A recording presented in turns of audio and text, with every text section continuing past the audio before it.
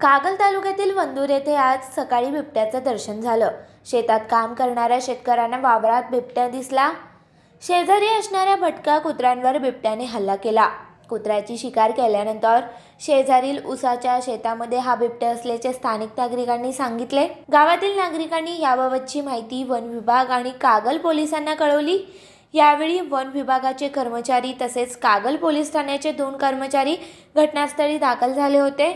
One विभागाने बिबट्याला जेरबंद करावे अशी मागणी आता वंदूर कर्णूर गावातील ग्रामस्थ करत आहेत। आम्ही शिवाजी मल्लू पाटील शेताकडे गेलो होतो 9 वाजता। तिथं मला झाडावर बिबट्या दिसला आणि त्यानं कुत्र्याला घेऊन उसात गेलेला आहे। मी प्रत्यक्ष बघितलेला आहे 9 वाजता 9:15च्या दरम्यान। त्यानंतर तुम्ही कोणाला सांगितलं? मी त्यानंतर इथं मुलं होती त्यांच्या मी आरडत आलो। मुलांनी बोलवून मोबाईल करून सरपंच माजी सरपंच बबन खडवे यांना बोलवून सांगितलं आणि त्यांनी सगळीकडे सांगितलं।